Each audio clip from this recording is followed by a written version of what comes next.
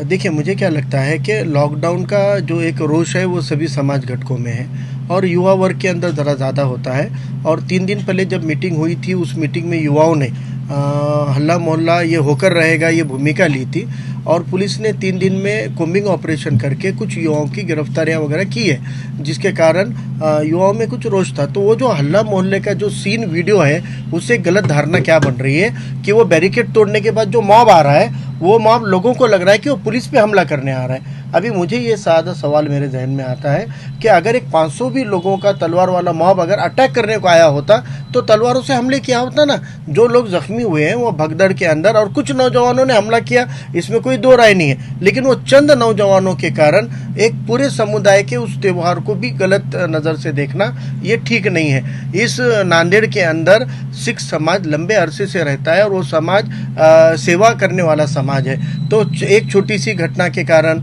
और एक छोटा सा कोई ये होता है तो अच्छे बुरे लोग हर समाज में होते हैं, हर घटक में होते हैं। चंद बुरे लोगों की वजह से समुदाय विशेष के बारे में गलत धारणा नहीं फैलानी चाहिए।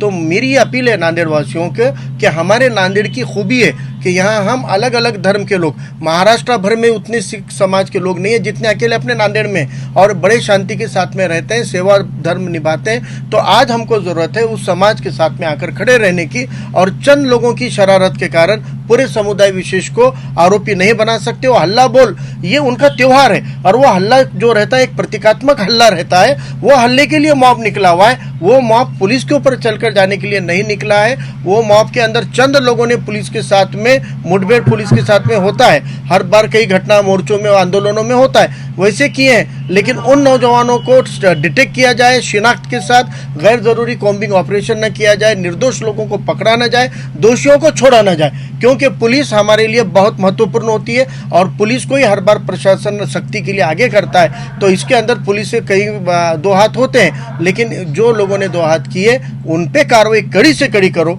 लेकिन पूरे समुदाय के बारे में हम बिल्कुल भी गलत नहीं मानते। समुदाय बहुत शांति से अपने धर्म के अनुसार अनुकरण करते हुए रहता है। लॉकडाउन के बारे में लोगों के अंदर सभी समाज में रोष है, तो प्रशासन को भी चाहिए। मुझे खुशी है कि आज जिलाधिकारी साहब से हमने एक मीटिंग की और उसमें कुछ कोविड के फैसिलिटी की बात की, और वहाँ पर जब हमने विषय निकाला कि सर ये लॉकडाउन को एक्सटेंड मत कीजिए, लोग परेशान हैं, तो उन्होंने आश्वासन दिया और कहा कि आज ऑर्डर साइन हो चुका है और हम सोमवार से 5 तारीख से लॉकडाउन को शिथिल कर रहे हैं। और वैसे भी जो कोरोना का मामला चल रहा है, इसको लेकर भी सुविधा बढ़ाने को लेकर हमने प्रशासन को भी कहा है। इसलिए हमारा कहना है नांदेड़ में जितने भी समाज के लोग रहते हैं बंधुभाव से रहते हैं। हम लोगों को सभी समुदाय को संकट के समय में एक दूसरे के साथ खड़े होना पड़ेगा।